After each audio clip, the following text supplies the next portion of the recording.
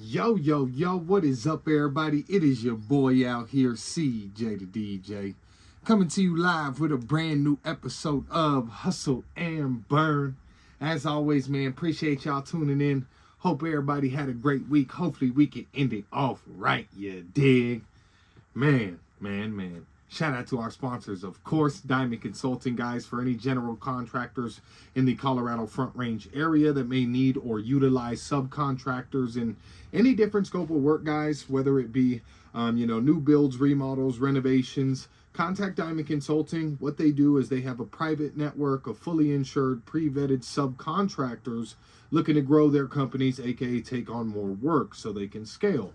So contact Diamond Consulting. It's a very mutual beneficial relationship on both sides. 720-563-7452 Diamond Consulting, guys. Got so much to get into. Got another great pod for y'all today, man. So we gonna get right into it. Of course, starting it off with the NFL, baby, the not-for-long league. Now, this year, as the season's winding down, we got the NFL Offensive and Defensive Rookie of the Year candidates going on. Of course, offensive, you got the Jaden Daniels, you got the Bo Nixes of the world, you got the Brock Bowers of the world, right? But one guy that I think everyone is missing out on and forgetting in the Offensive Rookie of the Year is Brian Thomas Jr., guys. This is a wide receiver for the Jacksonville Jaguars. Let me just go ahead and throw the stats out there, okay? He has 73 catches on 112 targets, okay? Percentage-wise, we're talking about a 65% catch rate, all right? As of right now he has 2 games left in the season, this upcoming Sunday and Week 18. As of right now, he has 1,088 yards receiving, all right? 9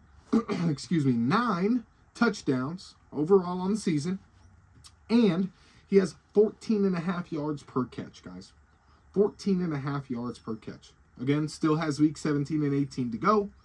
He achieved these stats being a rookie. He also achieved these stats with having his starting star caliber quarterback, Trevor Lawrence, out for, I believe it's going to be, at the end of the season, probably 6 games. Right now, it's at about 4 on the season. With the concussion that he sustained, they put him on IR. That's 4 games there. And then he had, I think, a calf injury or something like that earlier in the season that cost him 2 games. So he's done this without a star caliber quarterback for 6 of those games. He's had New England's old quarterback throwing for him, right? And so I think really, guys, he went 23rd overall in last year's draft, okay? So that's an absolute steal for the Jacksonville Jaguars, who now are very well poised to potentially get another wide receiver in Travis Hunter to pair across that if he decides to play cornerback, if that's what the team wants him to do, whatever he decides to do. Now, this guy may not win Rookie of the Year, guys, but at the end of the day, he should be in the conversation, in my opinion, at least more than he actually has been. It's been, he hasn't gotten any mentions, which I think is just absolutely crazy. He may not be beating the Puka Nakuas, the Jamar Chases, the Justin Jeffersons. But let me, again, give you some stats. Let me name some names of individuals that he is having better rookie seasons than, okay, with more yardage here. All right, so this is with 2 games left. He is above, as of right now, A.J. Brown, Philadelphia Eagles, A.J. Green, monster back in the day. Not as far back in the day, but Mike Evans, okay, monster, 1,000 yards every single season. All right, he's got more receiving yards his rookie year than Mike Evans as of right now with 2 games left. He does have probably more games than when Evans came in the league. They probably just extended it, I think, 2, 3, 4 years ago. So he probably has 2 extra games on Mike Evans, if you will, and want to go there. More than Keenan Allen, more than Chris Olave, more than Jalen Waddle. Okay, so this guy's just getting no chat. No chat. Just completely being disrespected, in my opinion. Completely. By the Offensive Rookie of the Year conversation. There is 0 mention. I get it. Brock Bowers, he's breaking all types of records. The kid's a baller, right? We get that. But at the end of the day, man, this kid, Brian Thomas Jr., down in Jacksonville, and what he's done is extremely impressive. And I'm very excited to see him. I think, the previous draft class was just absolutely stellar, man. We got the Jaden Daniels, the Bo Nix, the Brock Bowers, the Brian Thomas Jr.'s, the Drake Mays, who's having a quietly good season. Drake May, go check the stats. Drake May having a quietly good season, even though New England, he ain't making mistakes. They just can't move the ball too much. All right. You got Caleb Williams in that rookie team of this year. Marvin Harrison Jr., Malik Neighbors, and just more, man. W to the 2024 draft class. The way that they're playing, the way these last couple of draft class have really performed their rookie and sophomore seasons makes me extremely excited for the future of the NFL. I think the league is in extremely good hands, man. It's getting more and more exciting. This year we had Christmas football, big blessings. We had the Thursday football, of course, like we did. We got Saturday football, another big blessing that we usually never get. And then, of course, we got the Sunday football, as always, man. So it's just like, I think it's getting more and more exciting to really just watch the NFL, watch these teams, watch the plays that they're running, and watch the development of them over the course of a season. I think they have a lot more development than the NBA. I know that's been a big argument, overall with things is NFL viewership versus NBA viewership because the NBA is so far down. But I think the NFL is just getting more and more exciting. You had a couple down years where everyone was worried about the concussions and the head injuries. It seems like everyone's kind of blown past that. They're doing everything that they can to, make this as safe as possible for all these guys to be out there playing and entertaining us. So, we'll have more on the NFL, of course, at the end of the pod for y'all. You know how we do with the NFL picks, and y'all want to tune in because let me tell you, we've hit the lock of the week back-to-back weeks. And this week we're going to be doing a lock of the week only for y'all because this is just so nice and I got to get it on here and put it out there for y'all. So we'll get back to the NFL picks at the end of the pod, so stay tuned till the end of the pod so you can hear that. And hopefully we can make it 3 weeks in a row that we hit the lock of the week. But, sticking with the lock of the week this week, we're actually going to go to the Fried Award of the week. The Fried Award of the week this week, ladies and gentlemen, goes to none other than Mr. LeBron James himself. LeBron James, he gets the Fried Award of the week. Over the week, Christmas after that, he made a statement. He made a statement after the end of the game. He said, hey, we love football, but Christmas is our day. In reference to the NBA having their Christmas games and the NFL doing it on Netflix on Christmas for the first time ever. Okay? Now, the ratings came out. All right? Again, as I just mentioned briefly, the NBA ratings are way down. Just for those that don't know and haven't been looking into it, the NBA is in trouble, guys. The NBA is in complete trouble. All right? So, viewership came out after LeBron James said this. NFL on Christmas, guys, had 2 games. The average viewership across those 2 games was 25.5 million people. All right? 2 games, 25.5 million average. Now, the NBA on Christmas had 5 total games. The average viewership for those games, ladies and gentlemen, a whopping 5 million. 5 million average, okay? No, they had 3 more games that were played. Really, again, even if you break it down and extend the NFL having 5 games, the viewership would have topped 5 million per game on average. So, the NBA, LeBron, Christmas Day is obviously not your day, my friend. Obviously, people are tired of watching your product. A lot of that has to do with what you're doing. My guy, you are fried. LeBron James gets the Fried Award of the week, ladies and gentlemen. Now, a couple interesting things we have to get into this week, guys. Not as much conspiracy talk, I wouldn't say, but just more so extremely interesting stuff that I came across that I really just wanted to put out there into, my little universe and everyone listening. And hopefully you can take something from it and look into it yourself. But the first and foremost, we're going to talk about the telepathy tapes. Telepathy tapes. Yeah, I'm sorry. The telepathy tapes. Telepathy tapes. Oh, there we go. Telepathy tapes. My bad. But guys, this is a new podcast that has just came out. It is on an amazing, amazing subject. It's children with autism and their parents, and it delves into the different forms of just both verbal but also non-verbal communication that a lot of children that are on the spectrum actually have both with each other, but also with their parents, especially, and the way that that connection between them is a lot different, and they're able to actually conversate in a certain way in a lot of these situations and a lot of these things, get into and kind of chat about and go over. And this podcast, guys, has scientists now looking into the fact that children with autism may actually have abilities that a regular human being does not, in terms of in their brain function, the way it's wired, the way the things that it can do. And so, very, very interesting. I really have always believed that, children with special needs are just different. Like growing up, my mom always, my mama don't lie.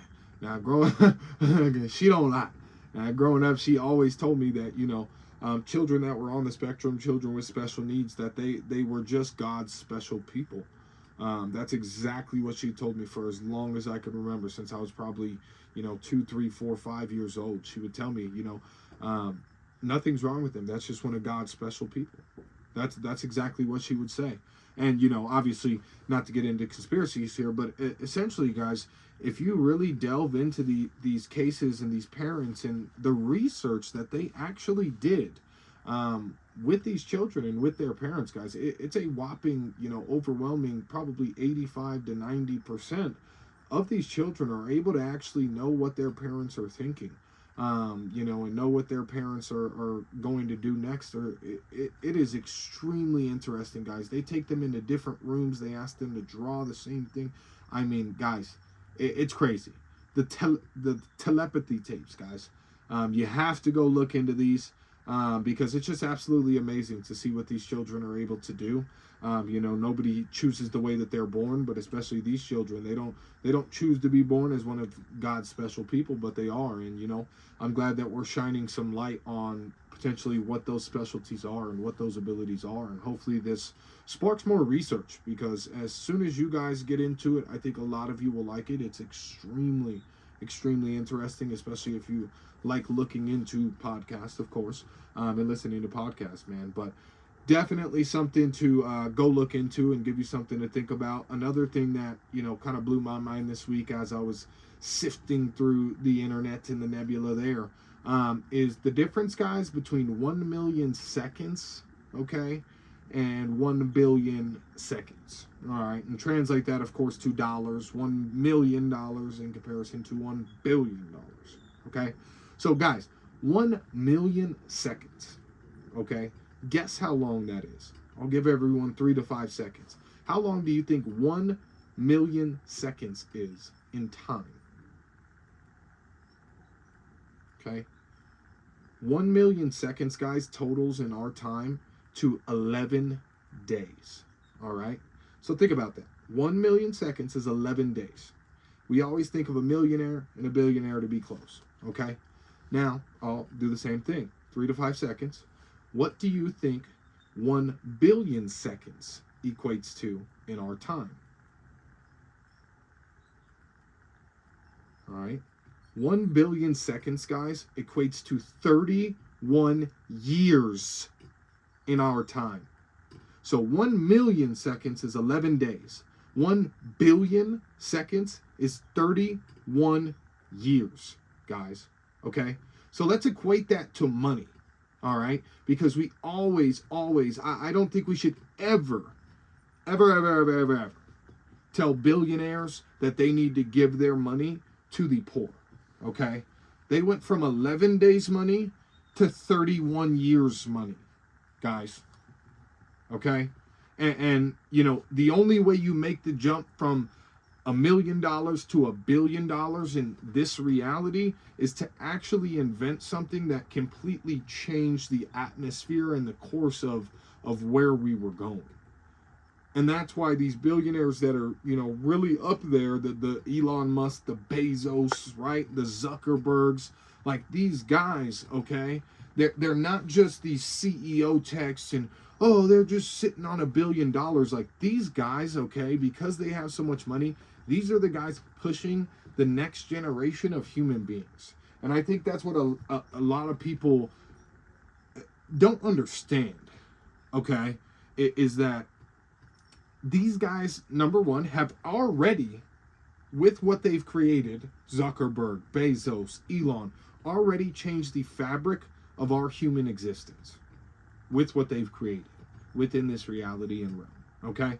And now you want them to go give money to poor people just because they have done and created a ripple in the fabric of our existence. No, what they're doing is these are the guys behind closed doors, okay, that are fucking funding all of these projects that you're beginning to hear about, all of this quantum computing, all of this AI technology. Guys, these are the motherfuckers who are funding it, okay?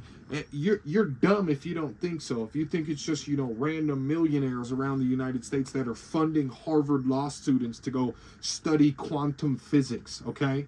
No. It's these guys. It's the Elon Musk. It's the Bezos. It's the Zuckerbergs that are literally giving the funding to these universities to go in and study these things, and to these companies to go study these things. Okay? And quantum physics, AI, is a huge thing. And that's one thing that I wanted to get into, because this actually completely blew my mind. So this week it's been huge news. Some of you may have had it on your timeline. Others of you are degenerates and have nothing, I guess I should say informational on your timeline.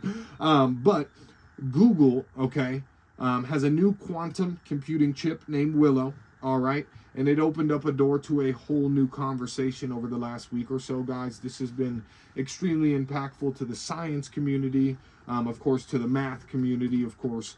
Now, on a basis level, guys, let's just explain. I wrote some notes down here so we can all kind of understand as we go along with this conversation, all right? On a base level, guys, quantum computing is used to solve very complex mathematical equations quickly, okay? It's also used to, enhance AIs, machine learning, and many scientific ventures that we're getting into, okay?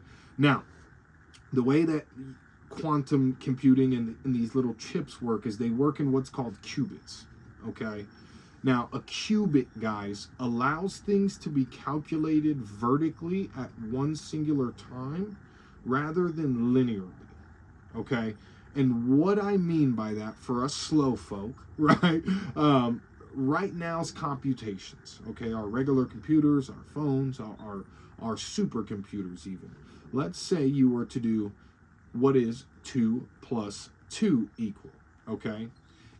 Our computers now, guys, are programmed and have to operate to start at 0 as the answer. So 2 plus 2 equals 0? No. 2 plus 2 equals 1? No. 2 plus 2 equals 3? No. 2 plus 2 equals 4? Yes. Ding, ding, ding, ding, ding, ding, ding. That's how our computers work when they're going and automatically trying to solve these equations for us, okay? Now, guys, with these quantum chips and on these qubits, they have now figured out a way where all of that computing can happen vertically. Instead of going sideways, it can happen at one time, singularly. So they can calculate now millions and millions and millions and millions of things, okay, at the exact same time. So these problems are now becoming more and more solvable. Now, this is the kicker about this and why I bring this up, guys. This Willow chip that Google has. Again, in case you haven't seen this, and I hope you would on your timeline, because this is huge news.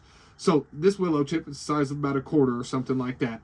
2 years ago, it held 54 qubits. Okay, those things we just mentioned. Those things that are able to calculate millions and millions of things at one point in time, rather than having to go across and across and across and across, okay? It held 54 qubits 2 years ago. As of today, guys, it holds 104 qubits. Not only that, but it is now self-correcting in certain situations. So it's doubled within 2 years. What's it going to be 2 years from now? Because it's already self-correcting. Now, that's not the kicker. That is not the kicker, okay, of why I bring this up, guys. Now, this quantum computing chip, okay, solved an equation, a mathematical equation, guys, that it would take today's supercomputers 10 septillion years to complete. It would take it 10 septillion years to complete, okay? This 104 qubit little chip solved that equation that would take our supercomputer, our best computer today, IBM, Microsoft, all these supercomputers, all of this, our best computer, 10 septillion years to solve. It took this chip 5.5 minutes to solve, okay? Now, to reference, 10 septillion years, guys, we go million, billion, trillion, quadrillion, quintillion, and then septillion, okay? So we just referenced, right? We just referenced what a million seconds is in a billion seconds, right? Okay, we just referenced that. Now, guys, why I point that out, that age and that amount of time, 10 septillion years, is longer than the entire universe has been in existence, okay? That's longer and older than the universe itself. Therefore, guys, this chip, they're saying, may have the ability on a quantum level to push into parallel or alternate realities and universes. Now, for my Avengers fans, for my Marvel fans out there, you probably know a little bit more about this than the average listener, because you probably had to look into it to understand a little bit about what was going on in the last few Avengers movies. But what they had to do, guys, was they had to shrink themselves down to a particular size to travel through time. Essentially, it looks like that may be something that theoretically is actually possible in our reality and realm, and actually happens in our reality and realm, because there is no way, guys, for this chip to have solved this within the amount of time and information within our reality, essentially, is what that means. Okay, there's not enough information and knowledge within our reality and within the time of existence that human beings have existed, and even our universe has existed, for this chip to go back in time on our one singular timeline and be able to solve this equation, meaning it had to go into another parallel or another alternate reality and universe. Very interesting, guys. It's very confusing, but this is fucking huge. I'm still trying to wrap my head around it, but this is absolutely huge, guys. And you know, I think especially a big thing is information. You know, it is only so slim and limited for certain things like that, right? And they make it so hard to understand. But it's about what you really do, guys, after receiving little bits and pieces of information that really, really matters and helps you just grow yourself. You know, you're not ever too cool to learn something new. And I think we should all be striving to learn something new at all times. So, you know, when I give you these little pieces of stuff, or, you know, why would I listen to Joe Rogan and hear something on the Joe Rogan show that interests me and then not go research it or look it up, right? So I encourage all of you guys, you know, when I give you these information, when I get on these pods and I say go research these things, I tell you, man, go research them, man. Go research them, guys. I can't give you everything, you know. There may be info out there that you can understand that I potentially can't understand, right? And that you can then bring back to me. So, you know, I really encourage everyone when you're listening to these podcasts, really to just, you know, go research a little bit of whatever on the podcast interests you. It may not be that specific thing that I just went into and mentioned. You may be like, what the hell ever? Who cares if we can, you know, branch into parallel universes, and there may be another you out there somewhere doing the exact same thing besides one thing different in their entire life.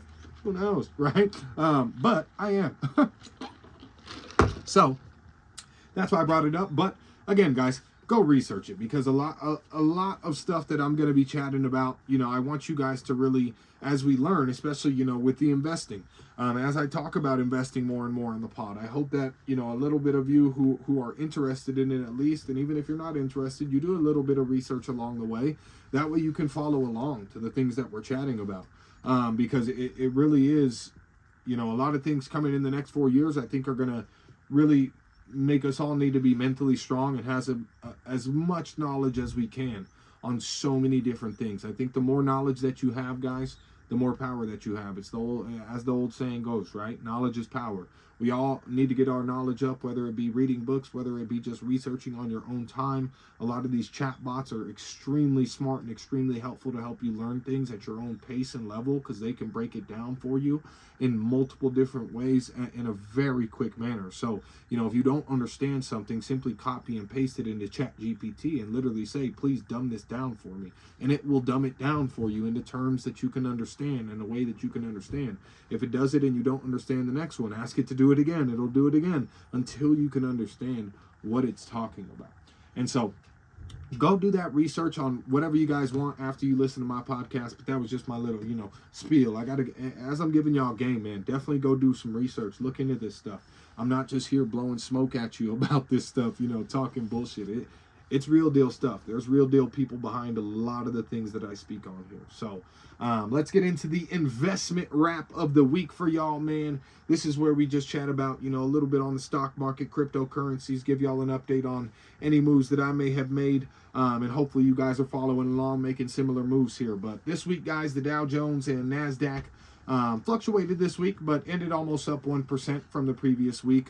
Bitcoin happened to hit all-time highs, and then it actually resettled. It corrected. What Bitcoin hitting all-time highs did, guys, is we have people really just taking out their profits, and they begin to put them into other small coins. What happens is when Bitcoin reaches an all-time high, and we'll get more in-depth into this in just a moment, but when it reaches all-time high, a lot of people are taking their profits, okay? And what happens is when they take those profits, there's going to be a natural, probably 2.5 to 5.5% correction.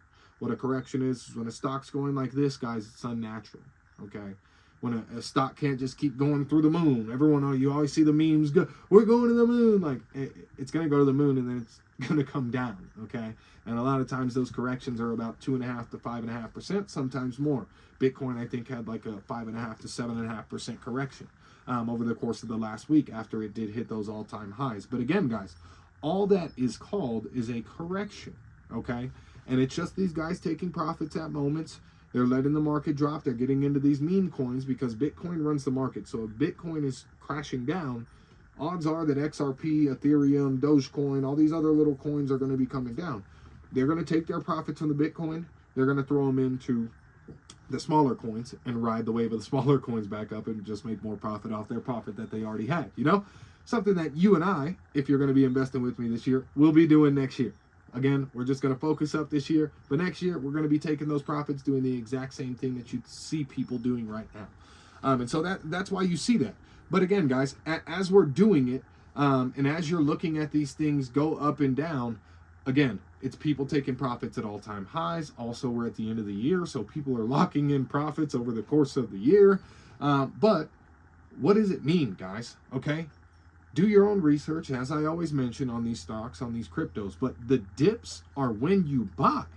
When these things are going down 5%, 10%, 15% even at times, this is when you buy.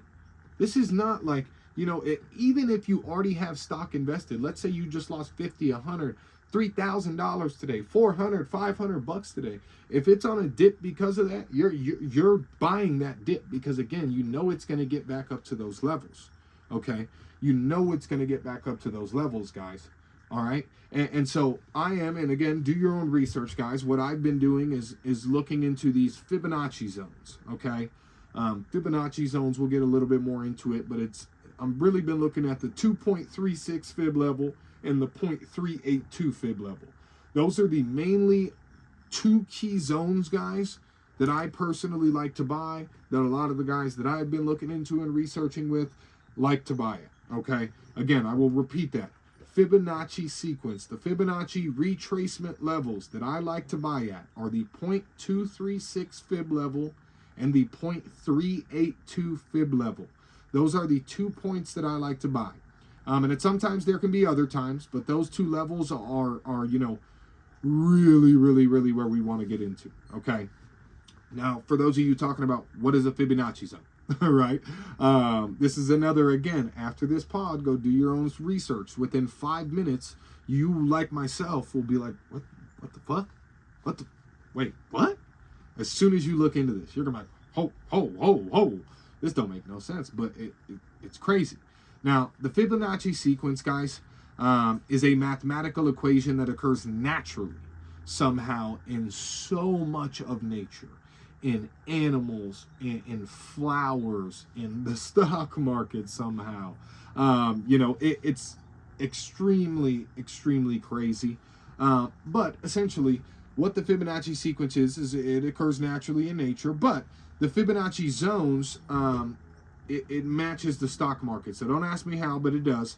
The Fibonacci sequence is just, it's next level.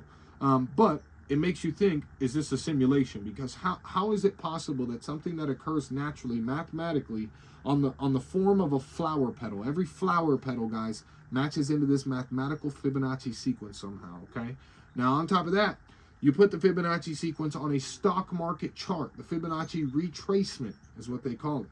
You put the Fibonacci retracement onto here, guys, and these stocks over the course of a year, these stocks over the course of 5 years, over 3 months, over 1 week, over 1 day, guys, they follow the Fibonacci sequence and these levels. They literally flow through these levels at different times. It's absolutely insane. And again, it makes me personally think that we're just living in a simulation, because that just makes no sense. That makes no sense, guys. Like, you can literally go look this up, guys. I want everyone, bro, after this podcast, go to an app or a website called Trading View. Okay, guys, Trading View, it's a free site that you can stock cryptos and stocks. Okay, you can track stocks and crypto. I want you to search up Apple and click the first thing that pops up. It's going to say Apple. There's going to be a little NASDAQ symbol right there. Guys, it's going to pull up the screen, okay? On the left side, there's going to be 4 bars. 4 bars. It's the first one. 4 bars. 2 of them are going to have circles on it. I want you to click on that. It's going to be the fib retracement chart, okay? What you're going to do is you're going to start and go to the top of the chart. You'll go to the 5-year chart on Apple. Hit 5Y on the bottom left. 5Y. You're going to go to the 5-year chart. Go to the top of that. Put it on the top. Click. Boom. Now you're going to drag it to the bottom. Click to the lowest part. Boom. Click. You're at the top part and the lowest part. You will see a chart with different colors, with different lines. Guys, it follows the chart absolutely perfectly over the course of the last 5 years. Shrink it down to 1 month if you'd like, and do it again. Go from the highest point to the lowest point. Put a new chart. Highest point to lowest point on the 1 month chart. Guys, it matches on the 1 month chart too. It makes no sense. And so that's what I've been looking into, is the Fibonacci sequence, these Fibonacci zones on a chart. Now, that's not the only thing you need to look into and you can rely on. But again, if you're a long-term investor, and I've been talking to you guys about this as you're listening, this is not some get-rich-quick scheme. This is a long-term investor. I'm looking at the charts on a day-to-day, on a week-to-week basis, and I'm trying to identify these Fibonacci zones. And again, on a long-term period, and long-term for me is about a 3 to 6 month period, when it hits these certain levels in the Fibonacci zone, I'll again repeat them, the 0.236 and the 0.382, Fib levels are the 2 Fib levels. 0.236 and 0.382 are the 2 Fib levels, guys, that I personally want to buy at. If it goes lower than that, we do want to buy as well. If it goes higher than that, it's not that we don't want to buy, but we definitely want to just evaluate, see where they're at. And kind of wait until they get to the top, honestly, as long as we continue to dollar cost average, which I've also mentioned on the pod. If you have not looked into dollar cost averaging, go look into how smart it would be to use these Fibonacci sequences and look where the Fib chart's at over the course of the year, and potentially just dollar cost average at certain points. Set purchase orders, set it, leave it. Forget about it. We've said it before, guys. I'm trying to give y'all a little bit of game, as much game as I can. I'm not the best at these stocks. I'm not, some thousandaire, millionaire off these stocks because of this, but I have been doing my research. It is working out on a personal front, and I'm going to continue to stay consistent and do it. Again, all 2025, we're investing. We're not taking profits unless something crazy happens. We're just continuing to dollar cost average in, using these Fibonacci zones and the Fibonacci sequence to essentially map out where our entry points are and where our exit points are, so we can enter as we want and then exit as we want. But again, guys, as we get to the end of next year, my hope is that we're like a lot of these people now, taking our profits, putting them into some smaller coins, making a little bit more money before we get out and restart for the year, man. So that is the investment wrap of the week for y'all, man. We gonna circle the block and get to the NFL picks this week. Now, this week, guys, I only have a lock of the week for you. We'll get more into that. But first of all, I want to give a shout out to our sponsors, of course, for these NFL picks every single week. Our brothers over at ORSBC, Original Raider Soldier Booster Club. My boys, man, these guys are a Raider Booster Club. They get together at Play Ball Sports Bar and Grill down in Lakewood, guys. Bunch of amazing guys. Members are young and old. new and past members come through. Have a great time. Even if you're not a Raiders fan, guys, they always keep it classy. They always keep it respectful. You're going to get a little bit of talking shit, but that's what we like to do, man. So come on down. Hang out with me and the guys over at Play Ball Sports and Grill every Sunday if you're a Raiders fan, even if you're not, come through. And shout out to ORSBC for the sponsor, man. Let's get into it, guys. This week we are just doing a lock of the week. For those of you that are just tuning in for the first or second time, usually we do a lock of the week and a juicy parlay of the week. This week, however, we are only doing a lock of the week. All right? Now, good news about that is, last 2 weeks, we have hit on the lock of the week. So for those who have been listening that haven't bet for me, middle finger, but you should be betting with me, man. These locks of the weeks are locks of the week for a reason, man. So I hope that y'all are really getting on this and making a little bit of bread with me, man. But the lock of the week this week, guys, is plus 454 at the time of the bet. So plus 454 odds. You can quadruple your $10 bet here, guys, off this lock of the week that we fit back-to-back weeks, okay? So the first leg of the lock of the week, and of course, this is never financial advice. Do your own research. You want to bet. I just think the odds are too good. Okay? Now, first leg of the lock of the week, guys. Philadelphia Eagles, money line over the Dallas Cowboys. Philly always comes in and wants to stomp Dallas, and especially right now with all the talk surrounding the team.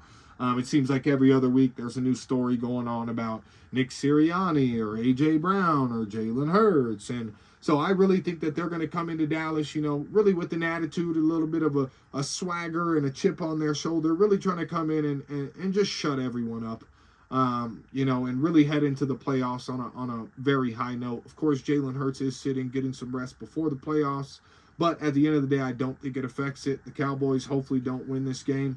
As a Cowboys fan, I really don't want them to. I'm trying to get a higher draft pick. We're already, middle of the road here. I prefer to kind of make some moves and move up here before the end of the season. But we'll see, man. But that is the first pick of the lock of the week. Philadelphia money line over the Dallas Cowboys, guys. Second pick of the lock of the week. We have the Raiders. I'm picking the Raiders. The Raiders to win over the New Orleans Saints, guys.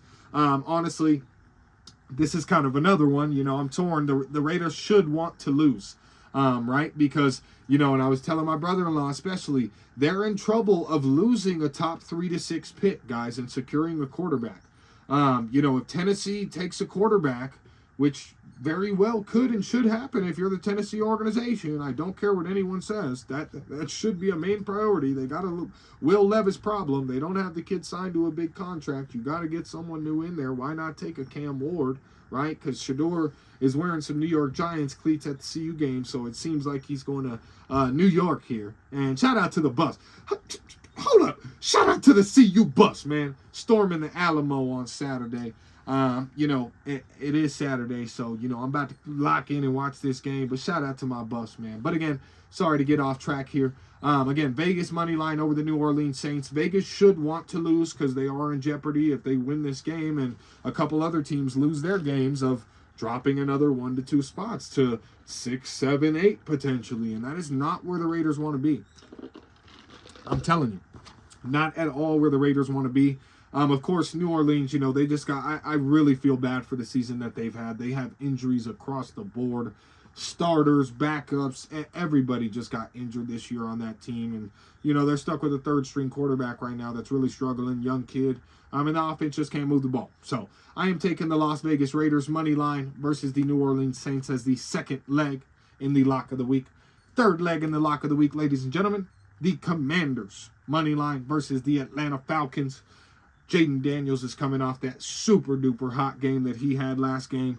And I really just think, he's making a push again for the Offensive Rookie of the Year. As we mentioned earlier, his name has been up there. He is the favorite, and he wants to seal the deal with just a clean win versus Atlanta, man. And Atlanta with Penix, they're still getting their legs under them with him at quarterback. So that's why I just really genuinely think that it is probably going to be the Washington Commanders who come out with the victory, man, at the end of the day. So Commanders money line as the third leg of the the lock of the week. Fourth leg of the lock of the week. I'm all messed up right now, man. Fourth leg of the lock of the week for y'all, man. We got the Detroit Lions money line versus San Francisco, guys. This one, you know, I do think it'll be a good game. I don't think it's going to be Detroit blowing them out, but at the end of the day, Detroit's just too powerful on offense, and any team that isn't Buffalo, right, isn't really stopping them. So, you know, I'm not going to pick a team that has a struggling QB. I'm not going to pick a team that has a struggling just team dynamic in general. I'm not going to pick a team that has a coach that, in my opinion, should and potentially is on the hot seat. I'm just not going to do that. I'm not going to pick San Francisco to be that team to come in and beat Detroit. It's not going to happen. So I got Detroit money line as the fourth leg in the lock of the week, guys. So the lock of the week for y'all, again, we have hit it back-to-back weeks, trying to make it back-to-back, you dig? Here we go, guys. Plus 454 at the time of the bet. Philly money line, Vegas money line, Commanders money line, Lions money line. 4 legs, guys. Quadruple your money off those 4 locks. I'm going to do it. Do some research potential. You'll do it. I hope everybody had a good time tuning in. I appreciate y'all tuning in. It's been an episode of Hustle and Burn. We out.